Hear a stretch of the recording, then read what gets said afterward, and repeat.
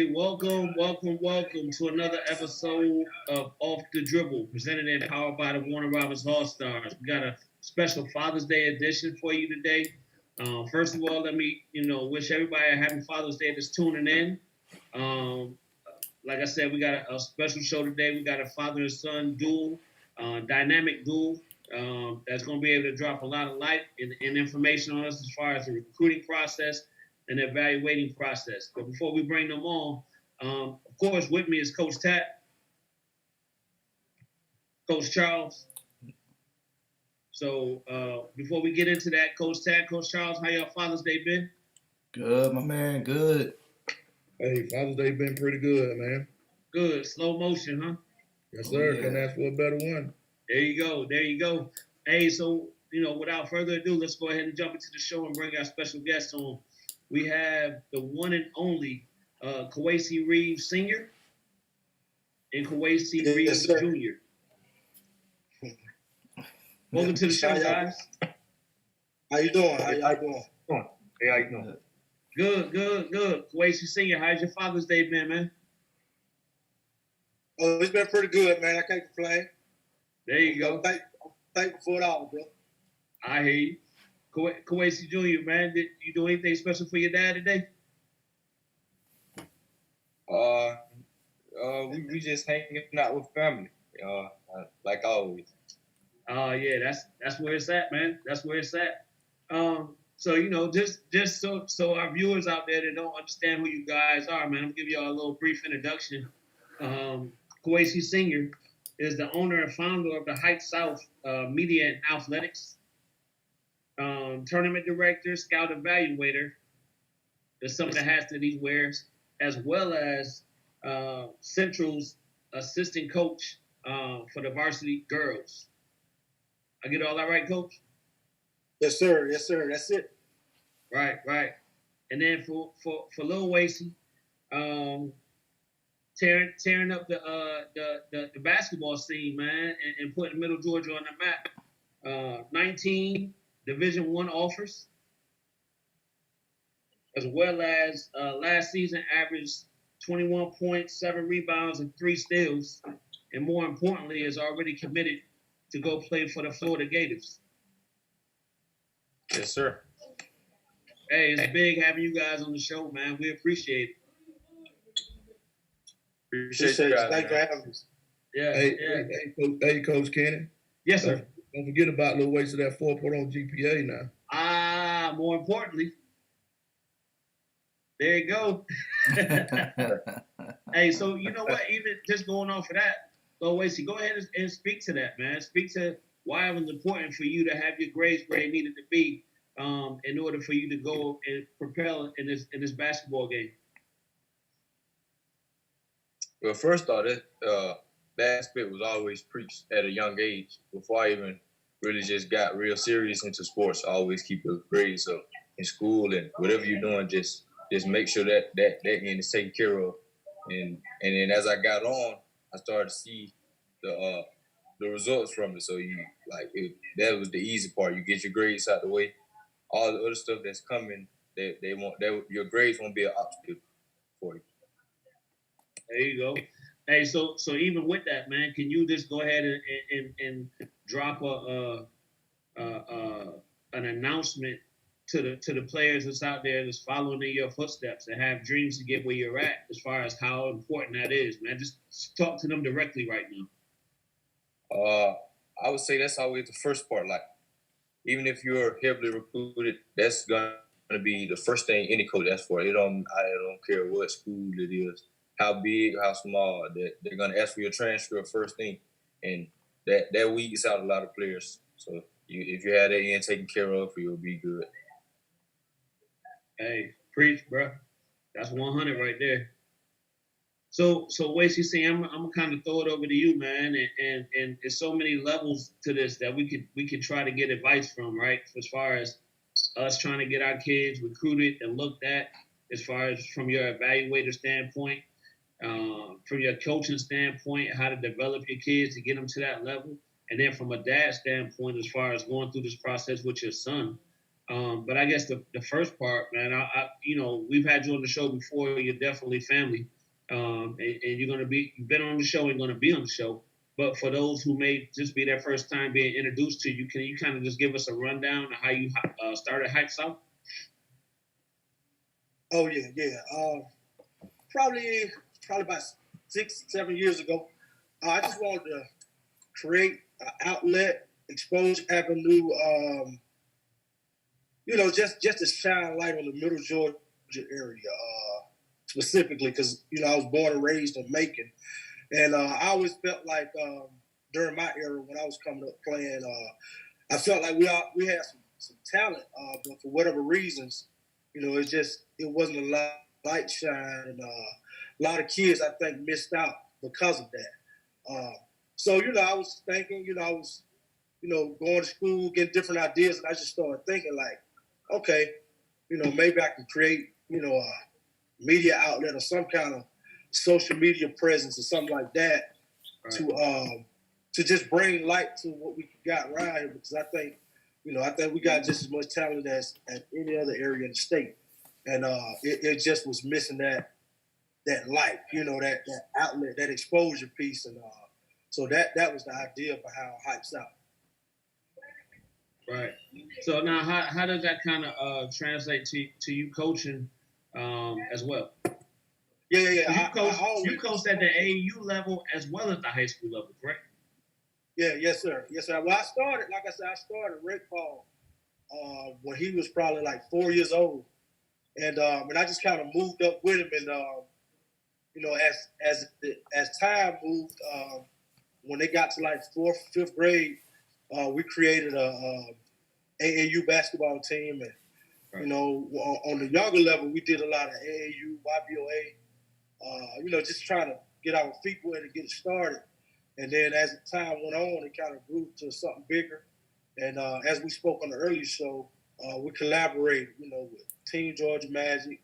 I always worked with Tat, with Warner Robins All-Stars, and collaborate with Sean. And then, as they got older, we started to play more showcase events, where it wasn't per se set up, like a tournament style. It was just like showcase games. And I think that's the important piece. When you're younger, play tournament stuff where, you get trophies, and awards and stuff. But as they get older, I think the focus should be on playing in showcase events, and that's the way we went with Hypesouth. Lil Wacy, I got two questions for Lil Wacy and Big Wacy. Lil Wacy first. I know Coach Kenny mentioned the 19 offers and your averages and stuff like that, and your grades. Let them know. Let these young kids know what your work habit is like. I think that's a major part. Yes, those are key. Those other accolades are key parts of what you do, but your work ethic. Let these young kids know about the work you put in. I mean, it's just as simple as just getting ahead of everyone else. So from the time I wake up to the time I go to bed, I'm doing something to get better every single day. Like it's literally never a day off. It's 365. So whether that's lifting or but putting the ball in my hand, every single day I'm doing something to get better. And also I would say being distracted by other things aside from the court would be something that a lot of kids I see face. Worrying about social media presence and things of that sort. I mean, that's nice to have and good, but you got to have a good balance and know how to not let that be a distraction. And Big Wacy, I always commend you on the things that you do for us, man. This Middle Georgia area, and all over the state. It ain't just Middle Georgia. You do a lot of stuff all over the state as well. I want you to elaborate on how you go so hard for Middle Georgia. Well, just kind of piggyback on what I said at first. It's just like I said, man. It's not all about. It's a big misconception. Like, oh, he just do it for his son. Well, I started the Hypesouth thing way before he even developed into what he became. I was covering guys, Talib, Nelson, Ty Fagan, just guys that were before him. And I just go so hard because, like I said, man, it's just a missing piece, man. And Metro Atlanta and Atlanta area, they are the bar. They are the measuring stick. And right now they're ahead of the entire state. So my goal and the reason I go hard is to not necessarily catch them, but just to close the gap. Just to close the gap some, and that way we can kind of change the narrative of coaches and just the perception of the Middle Georgia area. So that's my reason for going so hard for the area. And I want to elaborate some more on his work ethic because, in my opinion, he gets slighted because a lot of people think what he got is because of me, and that's furthest thing from the truth. I sit there, I watch the kid get up at 6:30 in the morning, and I'm trying to sleep, and I just hear a ball bouncing. I get up and look out the window, he's out there bouncing the ball. Then he got workouts at 9. Then we leave that gym, somebody else call him, hey, come to North Macon, or whatever the case may be, and we go there at 11:30. And I'm thinking I'm finna go home, and then on the way home, take me over here to this other work. And he'll go to 3 or 4 straight workouts from about starting at 6:30, and we don't get back home to like 3 o'clock. And this is almost every day. And what he does when people are not looking, it's nothing that I make him do. I don't go in and say, hey, you need to be doing some push-ups, lifting weights. I don't do none of that. Same thing with school. I've never been an all-A student. I was an OK student, CB student. This kid has a 4.0. I've never taken a test for him. I've never thought the basketball in my life. So everything that kid has, he's put it on the floor. He's put the work in the classroom. So, and I always tell him, this what these guys think. They don't, he got a status, but I think it's still a lack of respect for what he's capable of, what he does. And I always let him know, you don't get comfortable. People know you to fall off. I do tell him that. So that what kind of fuels me, and then I'll let him know, and then he internalizes it. He don't say a lot, but once you get on the floor, you can see that hey, he playing with a little chip, and it's for a reason. And I just sit back and I love it. Right. Hey, Wace, I think I coach a younger group, so I'm one of those. I am a parent coach, and trying to look out for the best of all these kids and whatnot. So my question to you would be, at what age did you see that work ethic and those things start to shift with your son?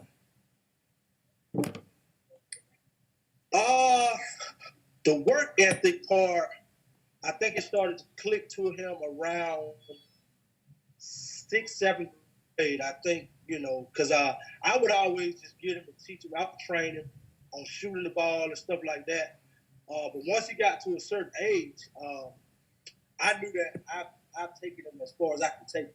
So what I did was I looked around, and I wanted to get him with a guy or guys who had the resume, who had been there, who knew what it takes to be a Division I basketball player, to be a pro player. And I knew that I had taken, as far as I could take.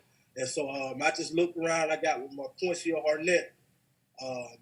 Man, he's a basketball guru. And the rest is kind of history from there. And I think once he got with him, and then along with me, just kind of giving him tidbits and nuggets, it just kind of clicked to him. Then after a while, you don't have to tell him anymore. He just does it on his own. Yeah. So I would say probably 6th, 7th grade. Yeah. So Lil Wasted, so for you, when did that buy-in process? What was said to you to say, hey, this is it? I'm making that change. This is what I want to do for sure. When did that happen for you?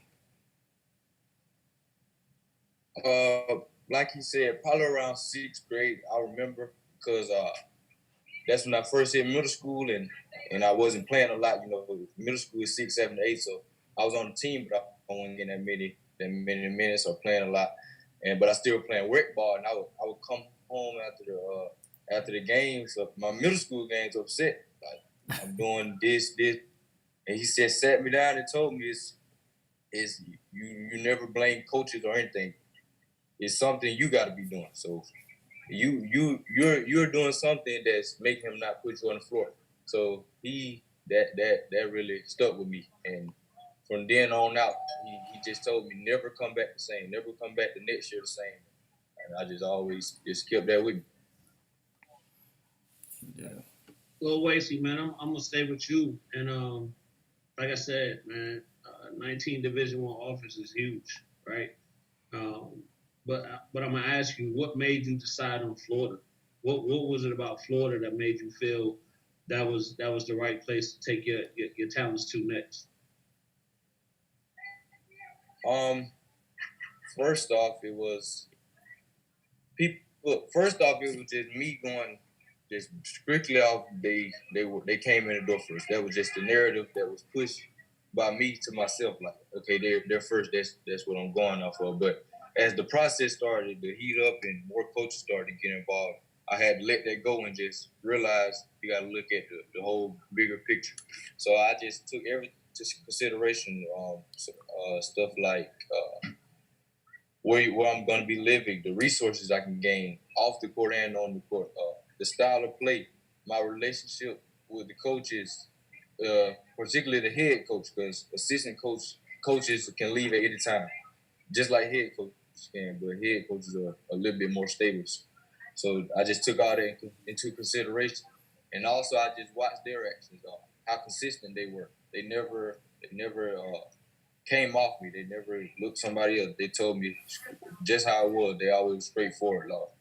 They just told me, you're our guy. If you don't decide to come, we'll move on to the next. But we're holding these other guys off until you say what you're going to do.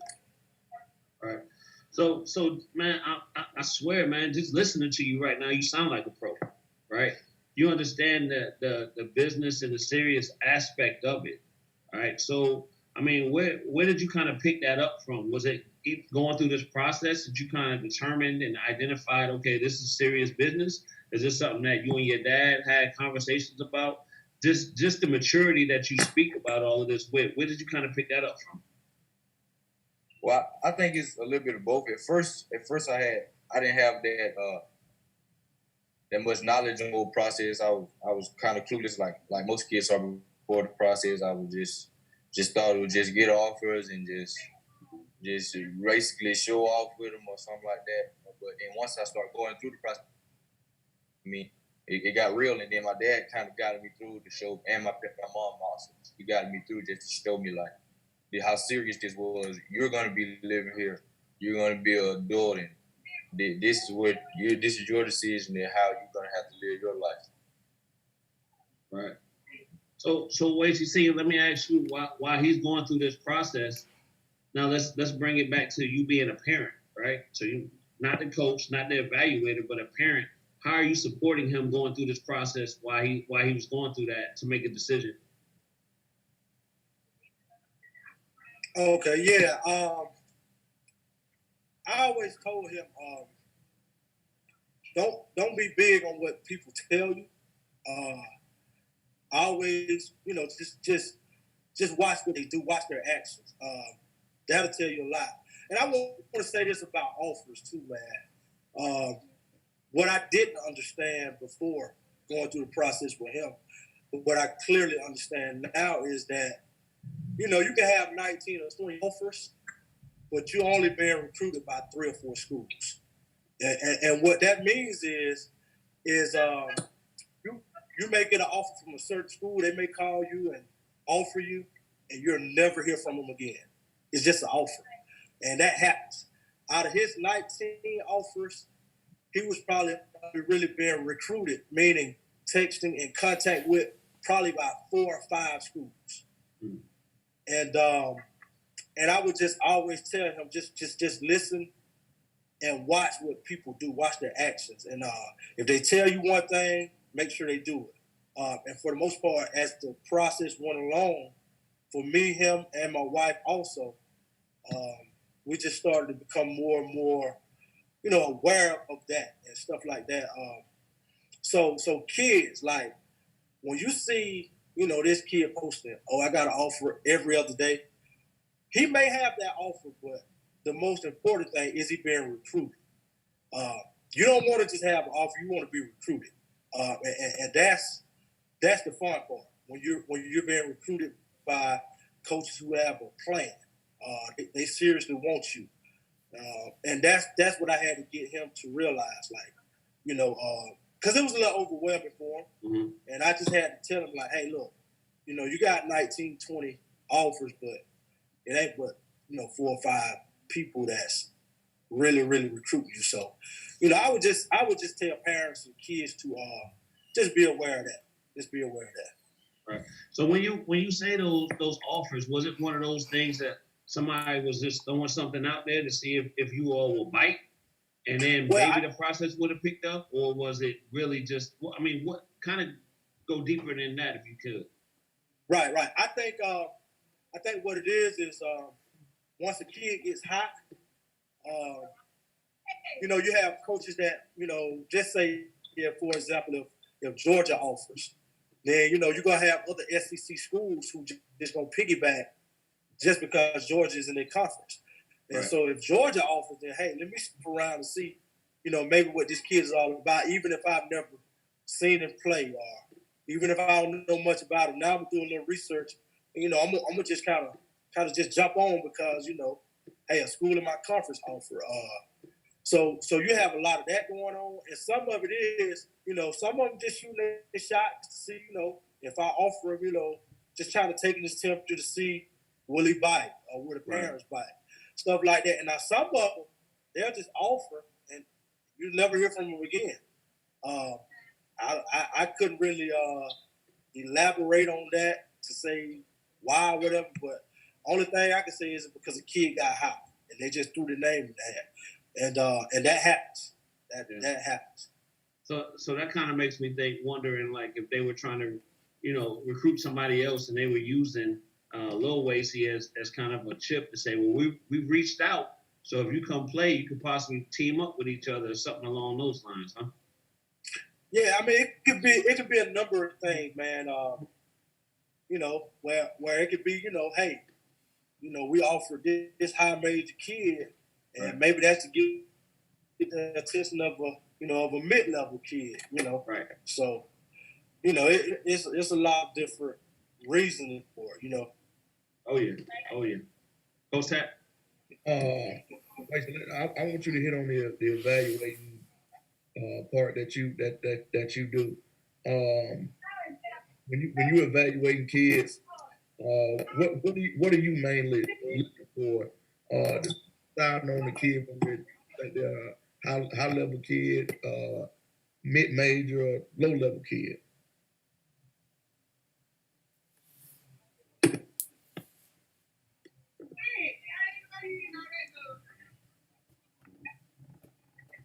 Look like he might be froze up, Coach.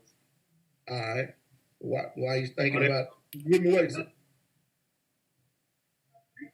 Look like he froze. Yeah. Well, let's touch on you. Let's touch on you for a second. You decided to go with the Team Georgia Magic. I'm pretty sure you had your share of. You could have played on pretty much any of the shoe teams up there in Atlanta. Why stay loyal with the team that you're running with?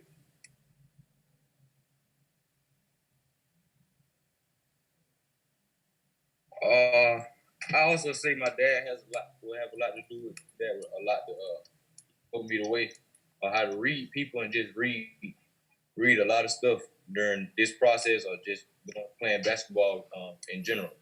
And I would say just do whatever made sense. Like it made sense at the time to stay with who I've been with, because who I've been with, they were going to some of the same events. We were playing some of the same people, and the coaches were there. I mean, so at the end of the day, it always is what fits you. I'm not saying that shoe circuits are bad. I'm saying that it's whatever is for you. So if a shoe team is for you, you're doing good. That's great. Also, but also independent is just not so bad as people make it out to be. And that's that's the thing that I admire about the thing that you did. You stayed loyal and you stayed with Team Georgia Magic, and look what happens. To the young kids, man, that's looking at you in your situation. I mean, what could you tell them? By staying loyal. I'm not saying telling them not to go play with a shooting team, this and that. Just the loyalty factor. That's really a life trick, man. Loyalty is everything. I mean, once you break that, I mean, you really the people you do that to, I mean, they're always gonna get you different. And for me, it's just like I like staying with people that I know or teammates that I already been building that chemistry with. And like I said, picking back off what I said, the coaches were still there, still come to our games, the big coaches. So, I mean, they were there. And then also, for me, I liked it because it opened up other opportunities for my team. Because every coaches know if they have a chance of getting the kid or not. But if they're at the game watching, they might notice enough. Okay, we can't get him, but hey, I like him. I like his game. We might reach out to him. Right. And Wace, I was asking about the evaluation part. What do you look for when you evaluate a kid to decide whether he's a high major kid, mid major kid, or lower level kid? Right. Well, when it comes to like levels, I tell you the size matters. A lot of kids, when I look at them, they may not necessarily be as skilled as some of the smaller players, but you can kind of see like potential, what they possibly could be, and then with the size, that just makes them even more attractive. And sometimes you can have a kid who's maybe don't have the measurables, but who has the motor, who's coachable, stuff like that. That that can help a mid major, high major team. So it's just a lot of pieces. But I watch certain movements on the floor, like are they getting to the spots without any wasted dribbles? You know what I mean? Are they communicating on offense? Are they communicating on defense? I'm watching them when they go to the sideline. Just all the small stuff. But like basketball wise, I'm just looking at a lot. I go on a lot of size. I look at size because like that can be the deciding factor, man. Because I can tell you, you have kids that you have people that say like, for example, they'll say, hey, this kid right here is average more points or scores more than this kid or whatever the case may be, but is he a fit? Is he a fit for that Division I program? Some coaches looking for a certain look. You know what I'm saying? Like, they may want a guy that's 6'5", 6'6" that play their shooting guard. Maybe that 6'2", 6'3" guy does average more points, but he's not the type of player that particular school is looking for. So it's just a lot of different stuff, man, that I look at. Gotcha. Hey, so Wacy, during that evaluation piece, how can you, as an evaluator, what advice could you give these parents as far as, we try to tell them as coaches, we try to tell them to be patient. Everybody's process is not the same. What advice can you give that parent or that AAU coach about that piece where they think that kid may be or not getting recruited as? Yeah, you nailed it right there. Be patient and don't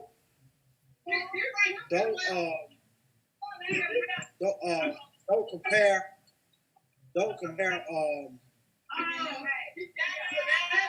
processes.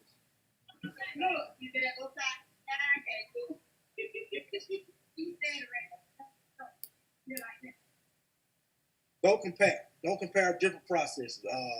If one kid on your team is getting a lot of attention, just stay the course because everybody's route is different. And be ready. Be ready. Be ready when your time comes.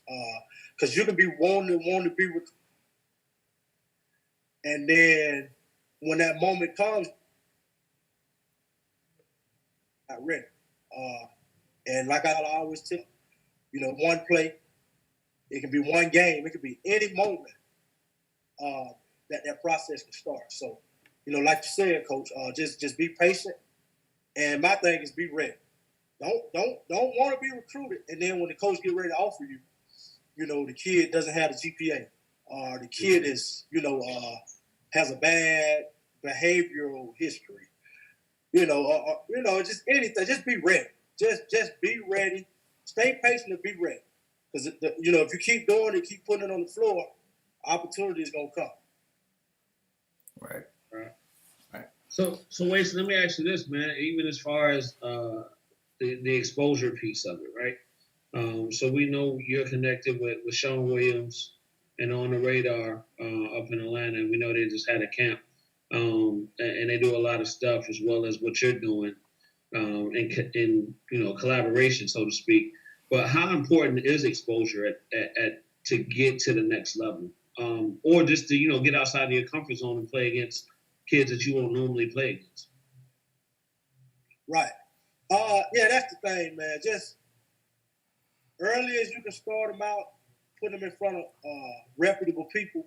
Mm-hmm. I recommend it. I put Lil Wacy in the first event that he did was Corey Black. He was a 6th grade kid, and I took him to an unsigned senior event, and he got out there and he held his own against prep school guys, unsigned high school seniors.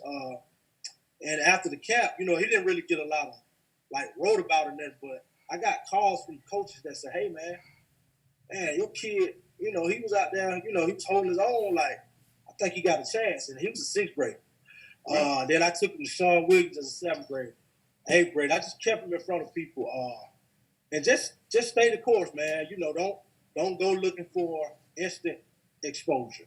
You know what I mean? So what I mean by that is, your kid may go up there and shine, and they may not tweet or write, but just keep on tugging away at, keep going and trust. A lot of people, it's cliche to say trust process. A lot of people say it, but a lot of people don't trust it. So trust the process, and just stay the course. If you keep putting it on the floor, they won't be able to deny you, I promise. So Lil Wacy, let me ask you a question, man. As far as like your dad said, with you going to these camps, what was kind of your mentality while you was going through that process of going to these camps and going against playing against guys that were older than you or whatever the case would be, and technically, quote unquote, places where you shouldn't have been at? But what was your mindset as far as going there and competing?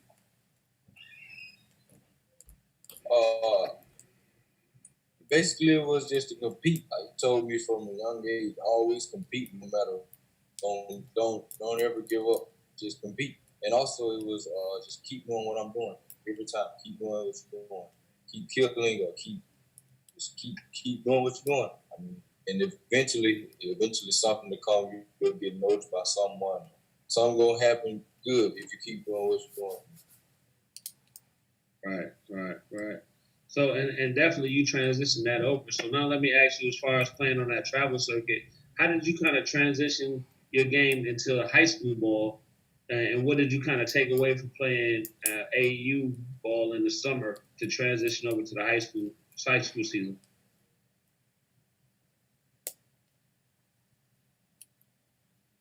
I think it would be defense, because in AAU in summertime, everyone wants to get noticed. So no one plays defense. Defense is real suspect, I mean, because everyone wants to score, everyone wants to be noticed by this coach, that coach. So when I started to play defense or play good on both sides of the ball in AAU, I translated to my high school game. And I became known as a type of a potential two-way or is a two-way player. Right. So one other question before I throw it back over to Coach Tack, man. Can you kind of just speak on and Coach Tack kind of spoke on it earlier, but just your work ethic, right? As far as maintaining what got you to that level. So not necessarily going out to, reinvent and do all these crazy new drills, but kind of staying with the basics of what consistently got you to the level where you're at today. Can you just kind of speak on as far as that part of your game?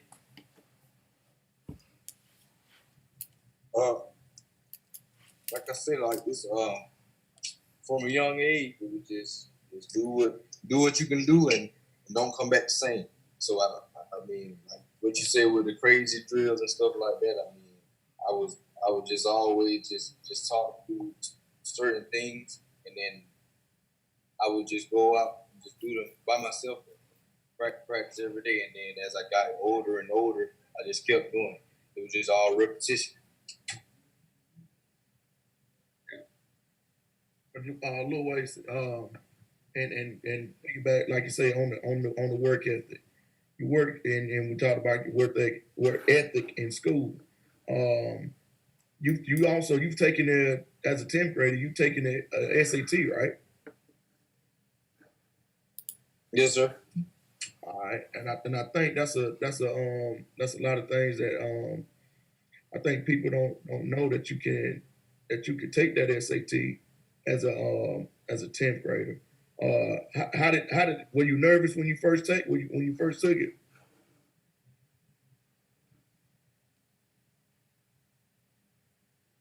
I was nervous, but at the same time, I was well prepared because I had obviously studying and going to the boot camps and things of that sort.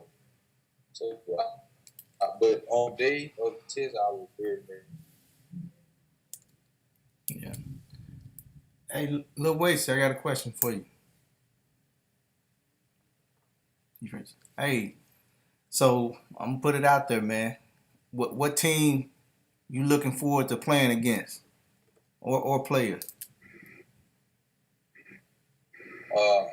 College wise or high school? We'll go with it can be AAU, high school, or college.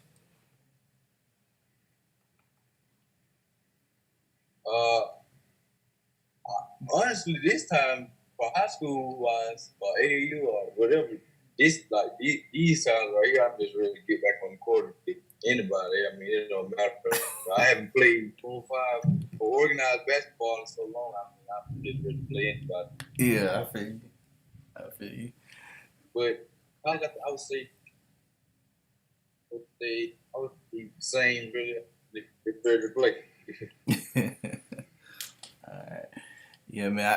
So Wes, let me ask you this, man. As far as the communication you've had with your coach, right, coming in, are there certain things that they've been talking to you about as far as what your role is going to be? Certain different things that they've asked you to work on or concentrate on.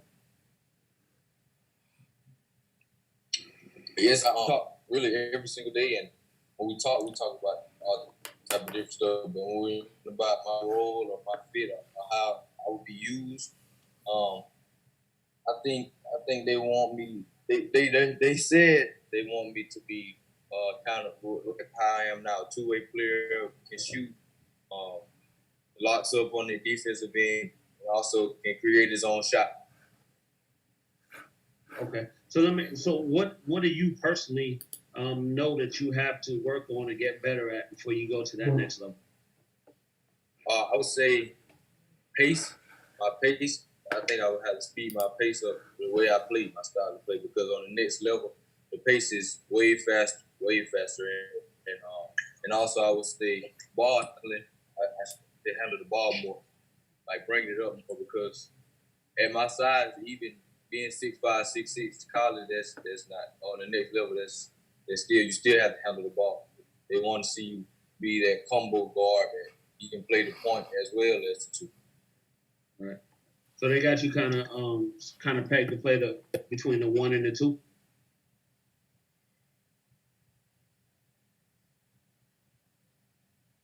Okay. What's that? Big Waste, I want you to elaborate on that taking the SAT as early as you can. What you find out about a little bit of information for these parents that are listening.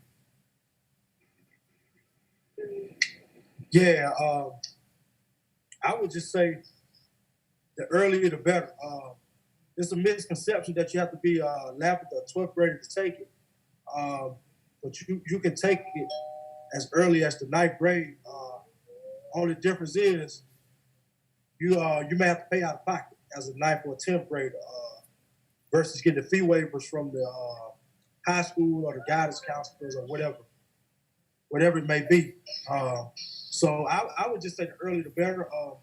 He was in a upward bound program that allowed him to kind of get fee waivers as a sophomore.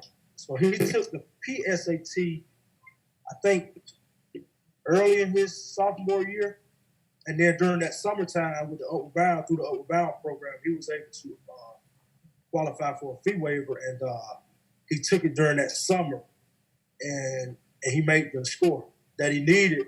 So that made it easier for coaches to, put the offer out because that they want to know that after they ask for the transcript, they're gonna ask, has he taken a SAT, ACT, and then they're gonna want to know the score. So I would just say, look into it, do your research on it, and have them take it as early as possible, starting from 9th grade if you can. Gotcha. Good. So Big Wiz, you said some pretty good stuff, man. As far as if parents did want to do like a practice test, I would definitely recommend they do that research and get a practice test out there, or not practice test. I'm sorry, tutoring, right? Is there any advice you give on tutoring or anything like that? Any recommendations when parents should start tutoring for that?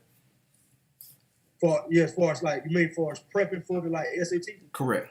Okay, yeah. Yeah, they give you like Khan Academy stuff. That stuff is good. But like I said, I did a lot of research and I got with this guy, man. And I can give y'all guys the information afterwards, and you can kind of share it if need be. But he works for it's in Macon, but he also reaches out to Middle Georgia in general. But his name is Sheldon Hart, man. And he's awesome as far as getting them prepared for the test. So what I did was, like I said, I just did research. I learned about Sheldon, and then we missed the tournament. It was during the live period, one weekend. And I just told Coach Budge that, hey, Lil Wacy won't be there this weekend. He's going to be going to a SAT boot camp.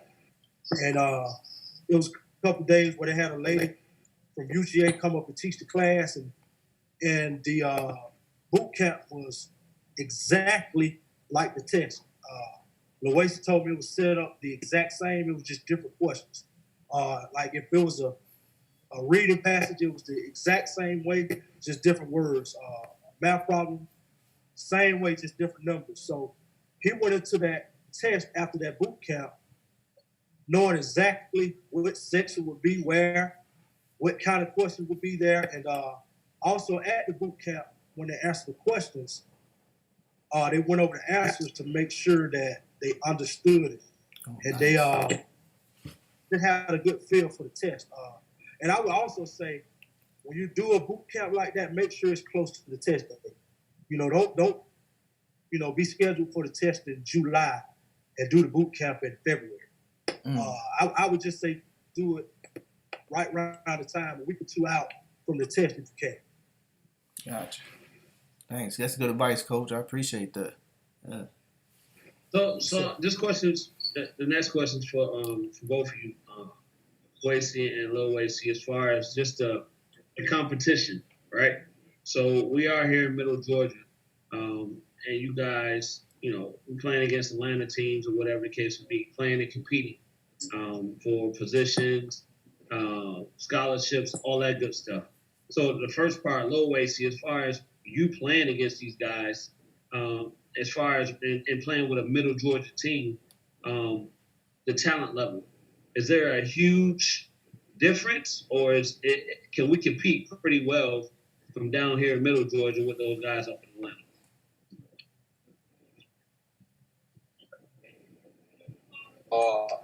I think we compete really well because I think our guys come in with no fear because of their mind and the mindset that we come in with is that they already think we can't play, so why not play our game? No nervousness.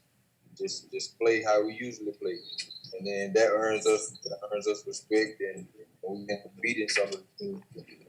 That's how. So there's not a huge gap at all. Right. And kind of what, even going into those those games, right? What is your team and yourself? What are you guys thinking? Is there a chip on your shoulder because we're from down here, or you're from down here and we're playing against those guys, so you want to make a point, or you just know, we about to go out here and ball and it is what it is? Probably both. Both would be both. I mean, you know how we perceive to them. You know how we can't play, or whatever the situation could be, and also your own basketball. Okay. And wait to see, I'm gonna throw it to you, man. As far as being that evaluator, right? So being at those games and seeing what that talent level is like, are we stacking up? Are we right there as far as competing with those guys up north? Oh yeah, we are. The only difference I see when we're playing those, I'm gonna just say shoe teams during independent events before they go to their circuit stops. The only difference I've seen through the years is size. They may have some 6'9", 6'10s where we may be just stuck 6'5", 6'6", and we just have to get it. But as far as competing at skill level, like you said, the gap is not that wide. And like I said, man, I'm always I got my ear to the street, so I hear the perception and all of this stuff on, what they think, because it like I say, it is what it is. Metro, those kids have a huge push. People push them, and they believe it's better. Rightfully so, because I'm from Middle Georgia and I believe we're better. So our job is to go up there, have our guys ready to compete. I don't care who it is. I always say lace them up. Guys from up there, they try to tell me, oh, this kid is that, or this. Don't tell me, show me. Like me and you can't get out there and play the game. It's the kids. So let them lace it up and let's see. And I'm a firm believer in that. We don't fear nobody. We embrace the challenge. And that's it. But as far as compete, these kids can compete with anybody. All right, Lil Waste, I got a question for you. Somebody wants to know and wants you to answer this question. Who shoots better, you or Coach Q?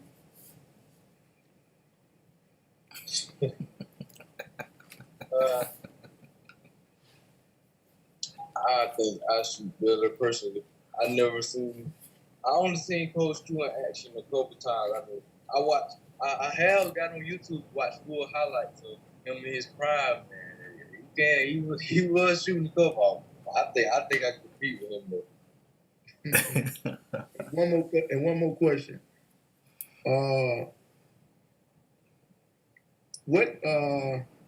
What is some of the biggest things that he teaches you teaches you about the game?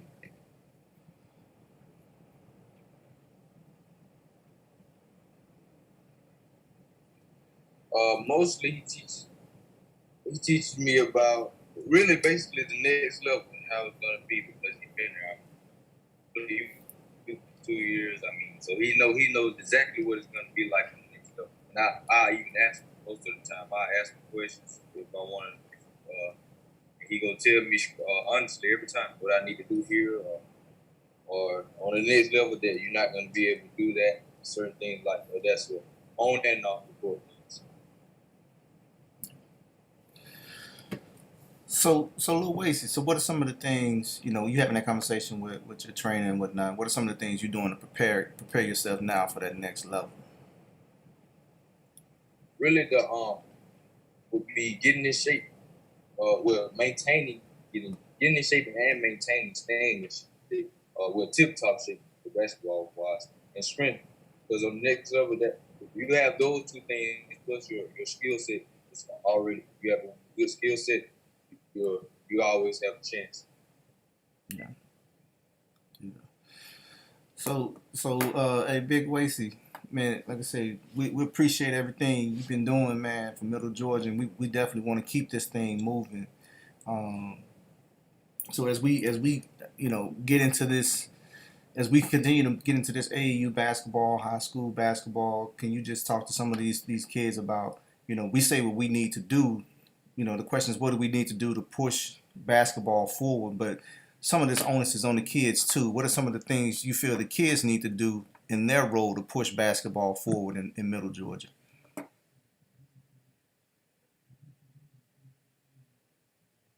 don't know if you can hear me.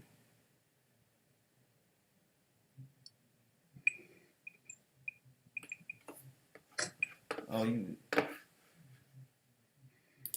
you muted. You muted, Coach. We can't hear you. Just work. Oh, Just work.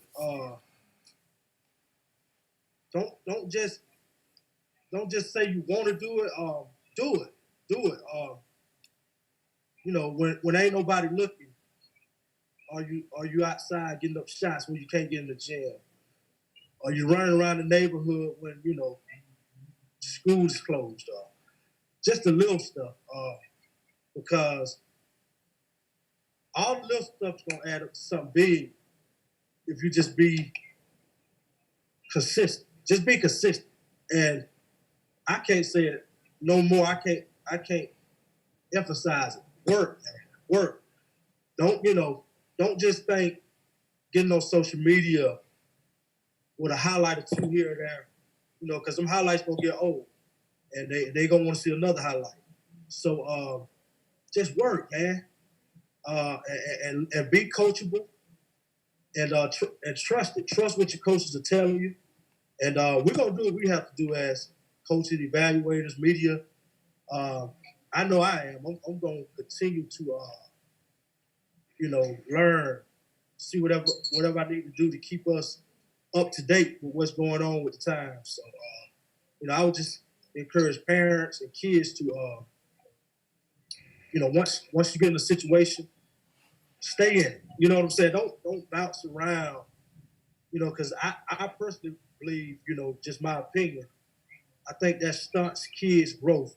I'm not saying, you have to be with just one person or whatever, because you can move around a little bit, but I'm just not a big believer in playing for 5, 6 teams, going to 4 or 5 trainers and stuff like that, because it's too many voices.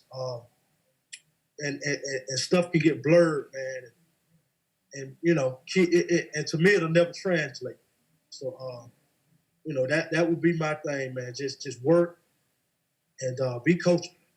Work and be coachable. So, speaking of bouncing around, and from your view, if you got a kid that's bouncing around every year from this team to that team, could that potentially hurt a kid's recruiting, hurt a kid's exposure in what you've been seeing in the past years?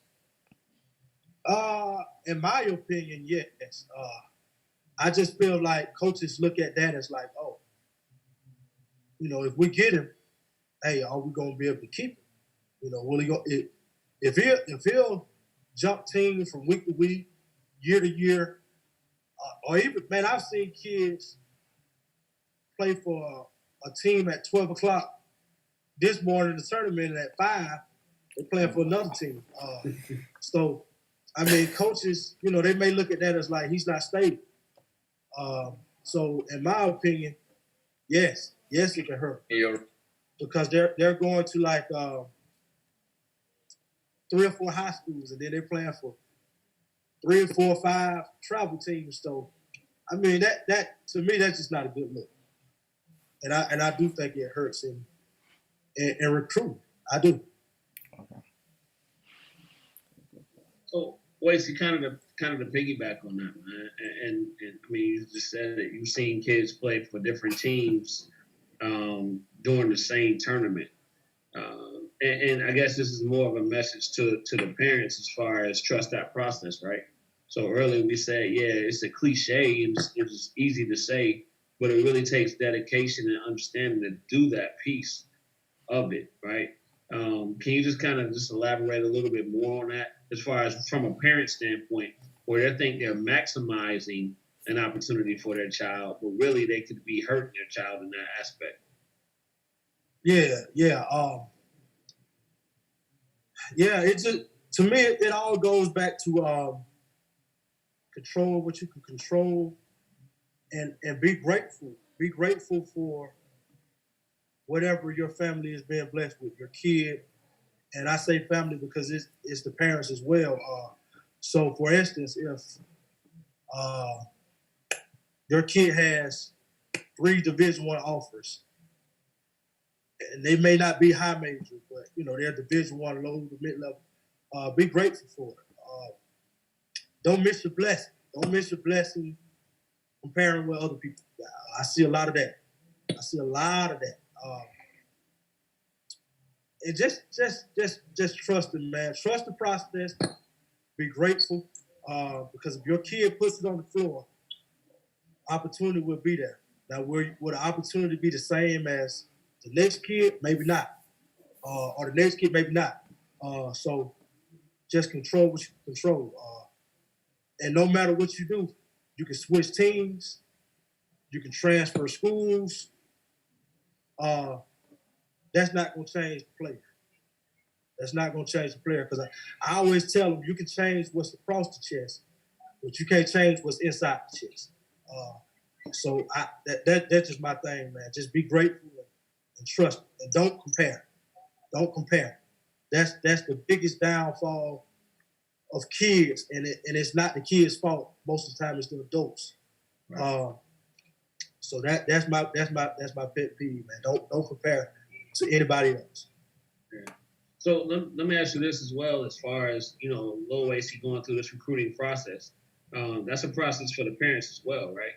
So what have you learned from the parent aspect of it, and even maybe the evaluator aspect of it, that you can kind of give to the parents as far as knowledge, as far as you as a parent are also being looked at, and you're also being recruited. So your actions affect your kids' scholarship offers as well.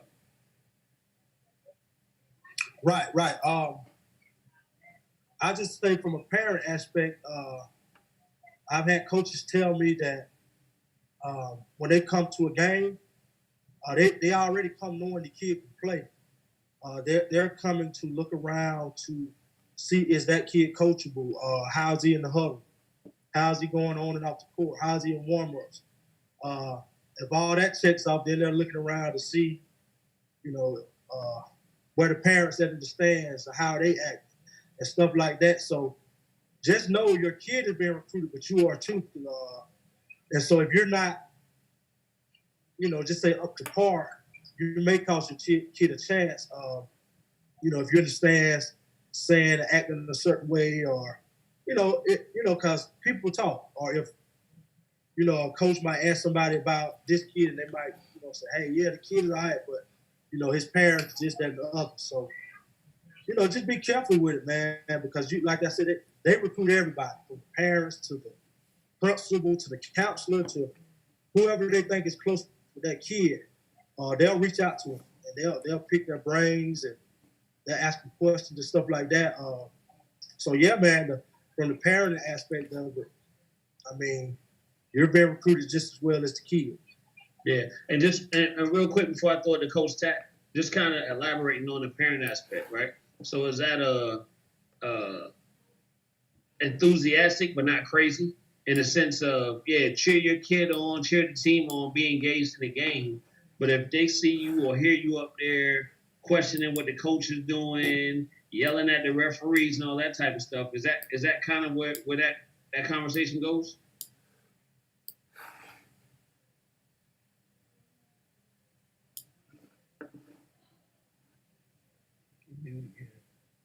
Mute. So yeah, they don't mind you, like cheering the team on, but Right. things like criticizing the coach or criticizing other players and stuff like that.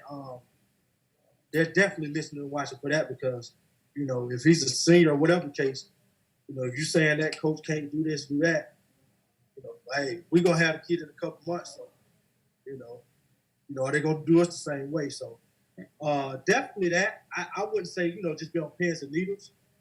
Nah, you can be a fan, you can cheer your kid on and be happy, but I would just say be mindful of your language, your just your criticism and stuff like that. I would say be more encouraging. Even if the ball ain't bouncing the right way. That's one thing that I did. I always tried to. Early on, man, I had a problem with just over critiquing him. 6th, 7th grade, I was always, I was one of those parents in the stands that was, hey, shoot the ball, do this or do that, and then one day I realized, like, hey, man, early on middle school days, like, I can't do it, because he's not having fun, and so I just cold turkey, man. One day I just say, I'm just gonna not say anything unless it's something encouraging, even if they lose or even if you miss it, or I may just try to explain it to them when we get home. But during that game, I just was more mindful, so I just cold turkey. I just stopped, and once you stop, man, you'll realize that the game will become more enjoyable for yourself as well. Question, one for Lil Wason, one for Big Wason. Lil Wason, what things are you looking to improve on your game from last year? Like I always say, each year is the strength aspect would be a big part. I always want to get stronger, of course, every year because you're going over the next level. And now I would say from last year to this year, I would want to work on is like I said, bringing the ball up the floor more because I saw more doubles and triple teams this past season. And that was mainly because we were in the half court or I wasn't bringing it up. So it was easier for them to deny me the ball, stuff and things of that sort. So now, if I already have it, I mean, it's going to be hard. It's going to be hard, huh? Big Wason. Yes, sir. I mean, any advice, man, that you want to give the parents, man, about any little nugget, man, that you want to give.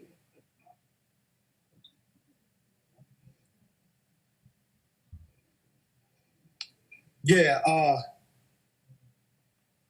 So basically, just kind of some of the stuff we already been saying. Just show support to your child. Be realistic about it. Because a lot of times, deep down, if your kid, what caliber or what level. So my thing would be, be supportive, always be encouraging, because there's a lot of stress on kids, because they have a lot of stuff that we didn't have. They have to deal with the social media aspect of it. It's just they're more visible than what we were. So just that alone makes it more stressful. So whatever you can do to make the process as less stressful as possible, I would encourage you to do that. Help your child separate themselves. That's one thing I always preach. I always tell them. You got a lot of kids around the country, not just Georgia. You got a lot of kids that can play ball. But what are you going to do to separate yourself? And so that for us was academic. Push them. But like I say, a lot of that came second nature to them. Just like kind of like when it clicked for basketball, the work ethic clicked in. Same thing with school. I very rarely have to say anything to him about academics. He's already on it. And if you just do the small stuff like that, the longer you stay at it, a lot of people weed themselves out.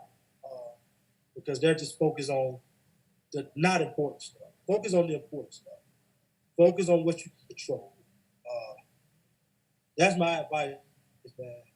Be genuinely happy for other people. And like I said, if you do things the right way, you will be blessed. I'm a firm believer in that. Yeah. Hey, Wacy, man, just want to commend you, man, on a great job you done with Lil Wacy, man. Very mature, high character, smart kid, so got his mind and his focus in the right place. So just want to commend you on that. But before we close out, man, anything happening in the Middle Georgia area people should know about as far as basketball goes? Anything happening as far as Basketball, anything that may be on I would just say, let me say this before I start. Okay. Yeah. Hey, let me say this. Let me shout my wife out, man. It ain't me. It ain't all me, man. She's more. Now she pushes him more academically, but she's very supportive and everything, and she sacrificed a lot. So I just want to shout her out for that. She is just as vital in this process, if not more, than I was.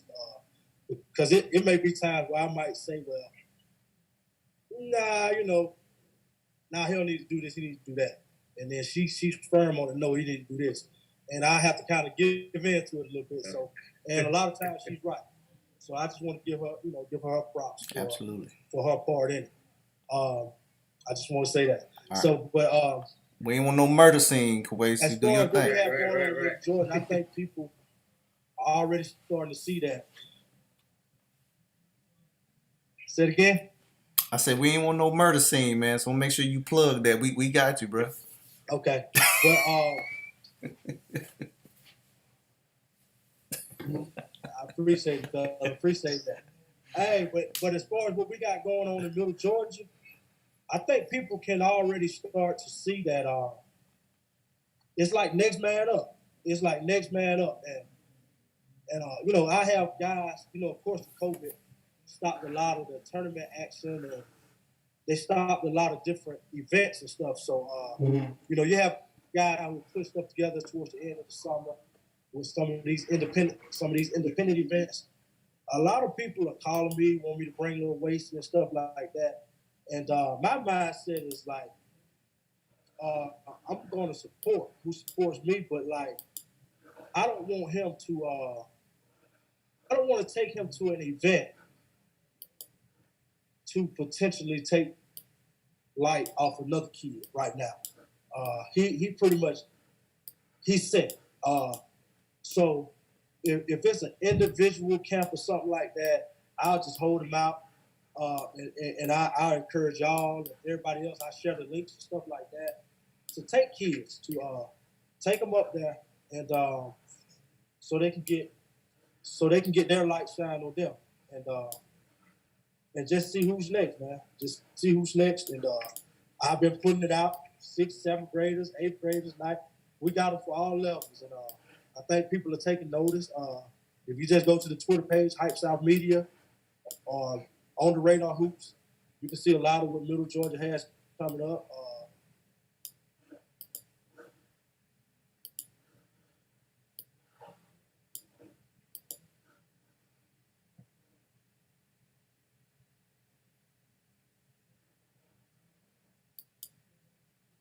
Okay, so I think Wacy Senior might have froze up. So again, we're gonna see if he can plug back in, but as well, we got a few minutes left. So viewers out there, if you're watching, if you have any questions, please hit the link and ask your questions so we can kind of get them answered. And to piggyback on a little bit what Wacy was saying about the On the Radar and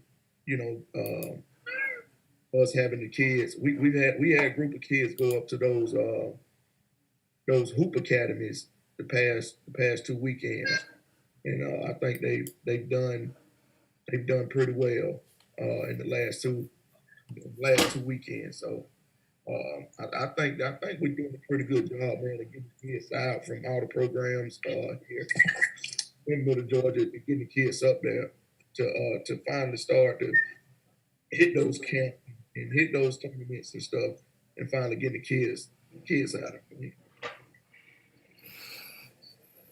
So wait to see. Let me ask you this, man, and we're gonna get ready to wrap here in a minute, but I just wanted to give an opportunity to kind of talk about the Hypesouth Invitational that you have with the high schools. Can you kind of just talk on that for what you got planned for this year?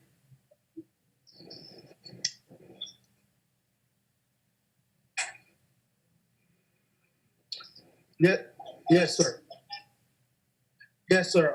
So last year was my first time doing the event. I had 8 teams, did about 4 games, and I think it was a big success.